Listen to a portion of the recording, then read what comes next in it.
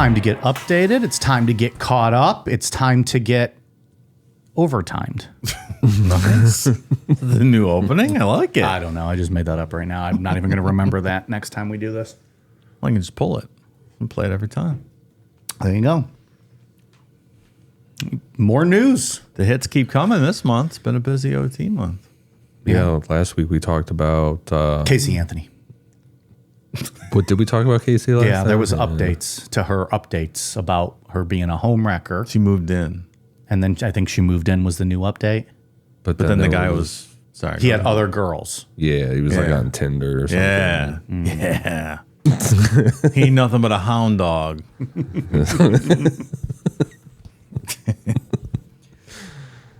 We also talked about Asha Degree because I covered her. I covered that for our Straight Edge episode. And then the reason I did that was because at the same time there was a rumor about a search warrant that was going on.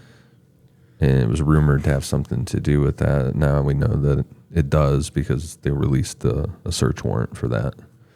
They made it public, and it has to do with Asha. So we definitely wanted to go through that. Yeah. That sounds like we just rolled right into our first story. It's not super long, so I figured let's go through the whole search warrant. Yeah.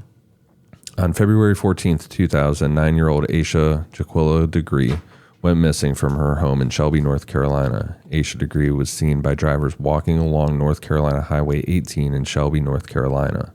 Asha Degree was seen pulled into a 1970s green Lincoln Thunderbird or another similar vehicle. Asha Degree had not been seen since that time. The search for Asha continued for approximately 2 weeks after she was reported missing, which included searches that utilized tracking and human remains detection, canines, horses, ATVs, dive teams, aerial searches, neighborhood canvasses, and interviews, which included law enforcement and multiple community members and volunteers. All efforts during the 2-week search concluded with negative results in finding Asha. On August 2nd, 2001, evidence belonging to Asha Degree was located in Burke County, North Carolina, on the side of Highway 18, approximately 21 miles north of where Asha Degree was last seen. A construction crew working in that area located the evidence double-bagged in black garbage bags and turned it over to the Cleveland County Sheriff's Office. Numerous items of evidence were collected from the area, some have been identified as belonging to Asha, and other items not belonging to Asha. Remember we talked about there was the New Kids on the Block t-shirt in the bag that wasn't hers. Right. A pair of pajamas that were packaged. That her family confirmed were definitely not hers. Right. They were brand new. Then there was that picture of the other young black girl that was around the same age as Asha, but was not her. So And never determined who it was. no, Right? They've been the Center for Missing and Exploited Children. They had, have tried multiple times to figure that out. That's so scary. Various items of evidence were sent in for analysis. 2 of those items returned evidentiary results. Genealogical data narrowed the samples down to 2 individuals. One sample belonged to Russell Bradley Underhill. Another sample belonged to a hereditary family member of suspects, Roy Lee Deadman and Connie Elliott Deadman. So another 23andMe type situation going That's just on. wild.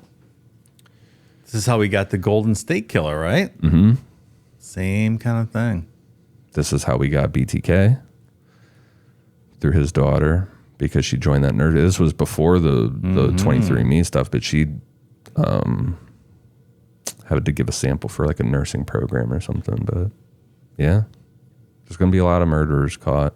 Yeah. Years to come. Yeah, it's going to pick up. Investigators determined Russell Bradley Underhill lived in at least 2 facilities operated by Roy Lee Deadman and Connie Elliott Deadman during the time Asha Degree was reported as a missing person. Russell Bradley Underhill was discovered deceased in Lincoln County in 2004. So what does that mean? He lived in a facility run by these? Is this a married couple that we're talking about? Yes, and they rent out houses. Okay. The house in question is being rented out. So how I take this is that a hair or something from this Bradley Underhill guy got in this backpack somehow and he lived in one of their houses. So maybe that explains how that would have gotten there if he wasn't involved. But we don't know because this guy's dead. But the other hair belonged to a family member of the couple who are the suspects. Well, that trace could only go to one of those two. If they're married, it wouldn't go to both of them. So it was either someone in the wife's family or someone in the husband's family. It's their daughter. Oh. Yeah. We'll get to it in a minute, but That's it is their daughter. I'm stepping on toes here. I apologize. Yeah, I should have waited my turn. God damn. This is a weird one, man. I think we could be getting into like a potential Ariel Castro type thing, maybe. It's a weird one. Rayleigh Dedman and Connie Dedman share 3 children in common, identified as Lizzie Grace Dedman Foster, Sarah Gwen Dedman Capel, and Anna Lee Victoria Dedman Ramirez. The oldest daughter, Lizzie Grace, resides in Texas. The middle daughter, Sarah Gwen, resides in Shelby, North Carolina, and the youngest daughter, Anna Lee, resides in Charlotte, North Carolina. Laboratory analysis of collected DNA samples indicated that the likelihood that the hair stem sample from Asha Degree's undershirt is a person genetically identical to the DNA strand collected from Anna Lee Victoria Dedman Ramirez. Anna Lee is a hereditary family member, daughter of the suspect, Roy Lee and Connie Dedman. So she must have done a DNA thing like 23andMe. Sure. The FBI ran at Asha's sample again, and it hit against her. And they're like, well, she was only, what I think it said 15. Somewhere in here it says that she was like 15, 13 years old. So they're like, well, she didn't kill Asha. But I wonder why both parents are suspects. Normally, it would, suspicion would probably fall on the dad, right? It's interesting that they're saying both of them. Were these people mentioned at all back then? No, because nobody was, right? They didn't have any outside of that car description, right? There was no one ever listed as a suspect, from what I recall. Yeah, I don't think there was. It was just kind of like gone, right? And it went cold. yeah, and they talk for a couple more lines about how they believe that this is a homicide. Her body was concealed. Then they go on to say on February 14th, 2000, the ages of the 3 common Dedman children would have been Lizzie Grace, 16, Sarah Gwen, 15, and Anna Lee, 13. Roy Dedman and Connie Dedman are the 2 common links between the profiles of Russell Bradley Hill and Anna Lee Victoria Ramirez, collected and identified from Asha Degree's undershirt and the trash bag contained Asha Degree's book bag. Due to the ages of Roy Dedman and Connie Dedman's 3 daughters in the year of 2000, investigators believe adult assistance from Roy Dedman and Connie Dedman would have been necessary in the execution and or concealment of the crime. On September 10th, 2024, so this is 9 days ago, Sarah Gwen was interviewed at her residence about this case. Sarah Gwen Capel said that she drove an AMC Rambler when she was 16, given to her by Roy Lee Dedman in 1999. That's the dark green car. Okay. Sarah Gwen was approximately 16 years old when Asha went missing. As previously stated, an eyewitness stated that Asha Degree was being pulled into a 1970s model green in color Lincoln Thunderbird or similar vehicle. The 1964 AMC Rambler has a very similar feature to the 1970s model Lincoln Thunderbird. What is believed to be the AMC Rambler is the dark green in color with front end damage, parked at 601 Cherryville Road. So that's the car. And they do take that car. Well, they have an evidence list. So that's their house and they still own the car? The car is still sitting there. Holy shit. After 25 years. Mm-hmm. Yep. They have the VIN number here and everything. And so, yeah. I was trying to think about how all this might have worked. But it gets weirder because they're still renting this place out. Like they're not living in this house. This is being currently lived in by somebody. Oh. On September 11th, so the next day, investigators approached 601 Cherryville Road and spoke to the current occupant, Jeffrey Blease Spencer. Mr. Spencer has lived at the residence for approximately 5 years. He stated that there are 3 rooms locked with padlocks within the residence that have remained locked since he moved into the residence 5 years previous. He stated that Roy Lee Dedman advised him his personal property was in those locked rooms and to not go in. Wow. I couldn't live in a place that had locked rooms like that. No, man. Because now, after doing this show for so long, my mind would just go to like, well, whose body is in there? You know what locked rooms are all about. Yeah. Like before we started doing the show, would never have thought about that because I Sure. just didn't, my mind didn't work that way to think about that. Now I'm like, oh, I've discussed this one too many times over one too many beers. Right. Yeah. So did this other guy that's dead, did he used to live there? Mm-hmm. He used to, so presumably his is like some type of a transfer DNA along with the daughter. So there's 2 separate people. One that's not part of their family, but still would have been there. So there's 2 links. I wonder why the car's been sitting there this whole time. Do you just not give a fuck that much? Is it just a broken down car that it's just parked like in the back? That's what it Like sounds driveway, like. and it's just like, well, it's just there now. Like we're not paying to get it fixed, and we're not paying to get it towed. Yeah. But if you snagged a little girl in it, and there was an FBI tip put out, there was the weird thing about that FBI tip is it wasn't anything specific really. Like they didn't say why. They just said they were interested if anybody knew someone with a dark green 1970s car, and it's like, well, that's really specific, but they don't give you any further information. Like if they were smart, they would have been aware of that and thought, Yeah. maybe it's dumb. A lot of people are dumb. People are dumb. So where do they live now? Well, let's go on. Oh. I got more. Wow. This is some You update. said this was a short story. You got a good thorough story here. Also on September 10th, 2024, Laura Dedman was interviewed about this case. Laura Dedman stated that several years ago, I believe she's a sister on one of the sides. Okay. Well, it must be the husband's side. Yeah. It's Deadman. Years ago, saw Roy Lee Dedman digging a chest-deep hole on the property of 601 Cherryville. On September 11th, 2024, investigator Shoemate observed a 6 to 8 inch dent in the ground where it was obvious that the ground had been disturbed on the property. Investigator Shoemate observed this during his voluntary contact with the current residents at 601 Cherryville Road. So it looks like there was something buried there. Did they start digging yet? I think so, and there was nothing. Wait, is this the same residence where that guy lives now? Mm-hmm. So this is like an ongoing potential crime scene, and that guy's just like, I just live here. Yeah, well, he's not living there anymore. Okay. Yeah, I don't know. Did where you he say is. that? No, I'm just assuming that this is completely taken over. The FBI is involved in shit. Yeah. They're like, oh, sorry, dude. You got like a week to get out. No kidding. I wonder how the lock thing works if the guy who's the current resident, when they came, if he's like, yeah, I give you permission to go into those locked rooms. Does that work? like- I bet it does. If you're the tenant and you're Right. paying and Yeah. under a contract that's your place, You can he's grant. like, you want to break down that door? Sure. That's what I mean, I've been yeah. wondering what's been back there this whole time. Exactly. So Roy Lee and Connie, they are divorced. They're not together anymore. Okay. So they're living in separate houses.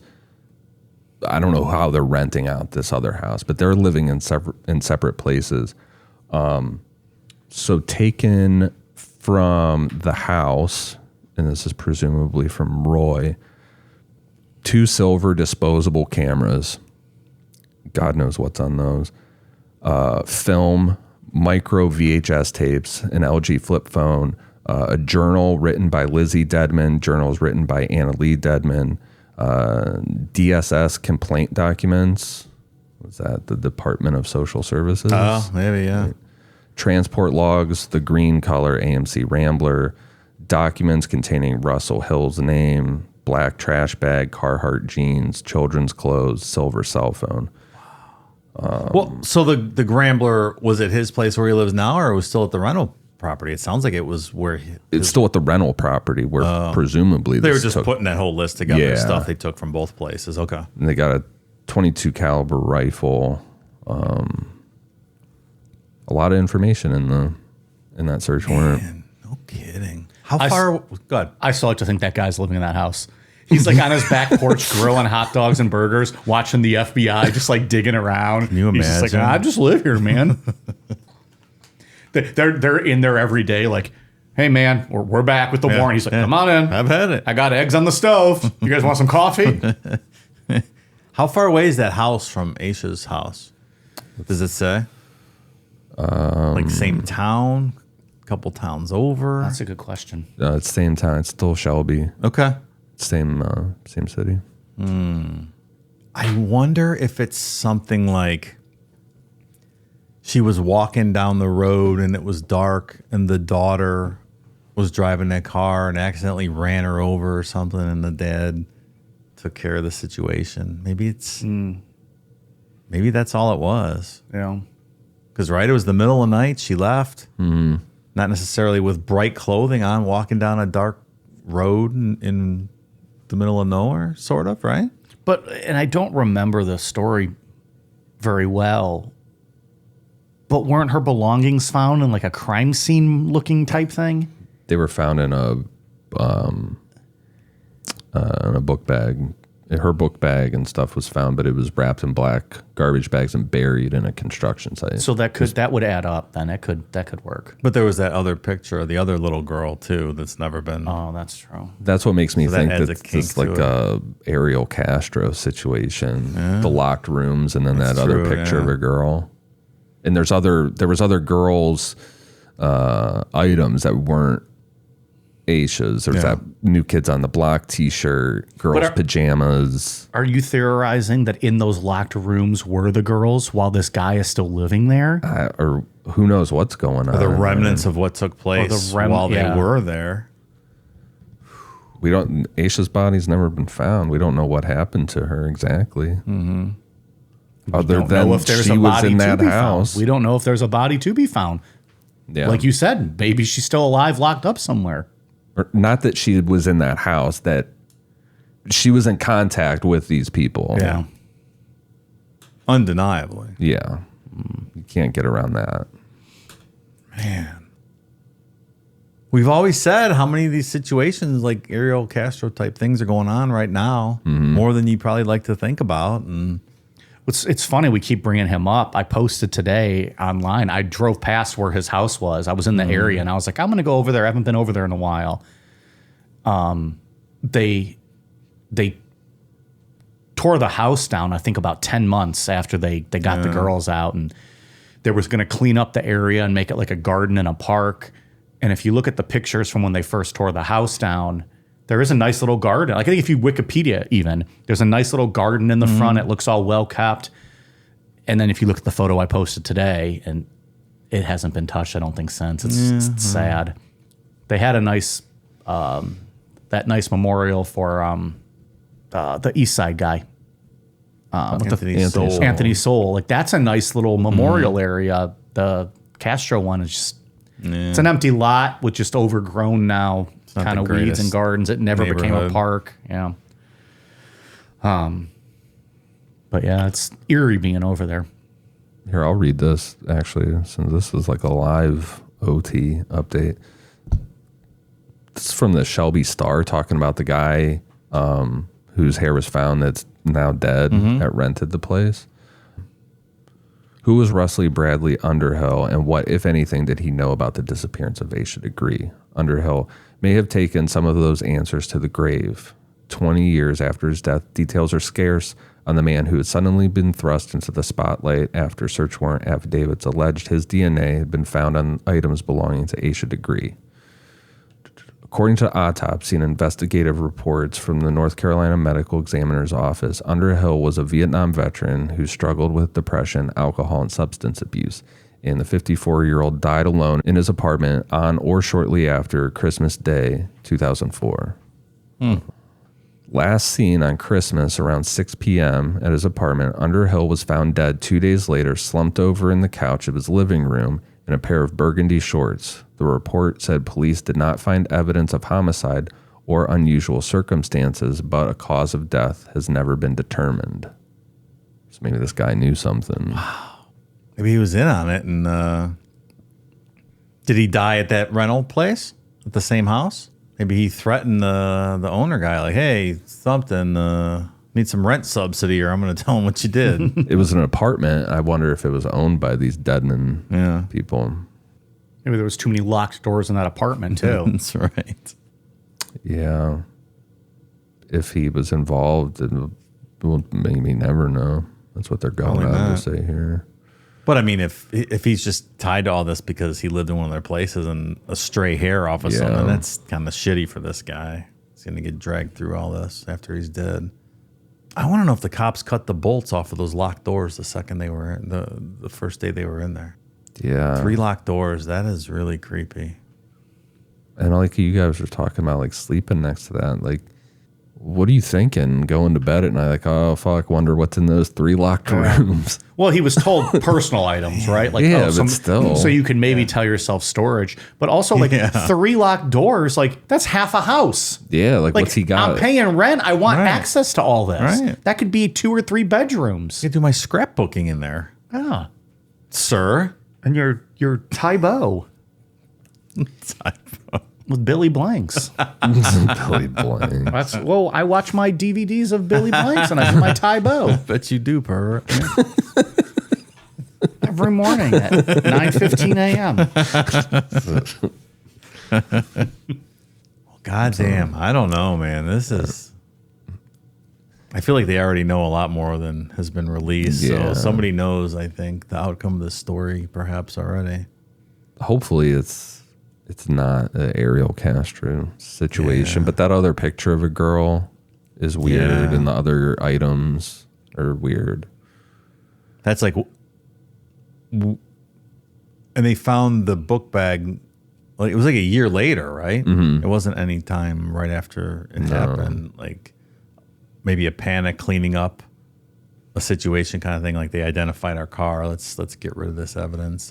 And like there's the brand new PJs that were still in the packaging. Like was that something that they bought where they're holding?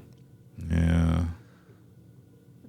I don't know. I have a feeling it's not going to be good when we finally figure out exactly what was going on here.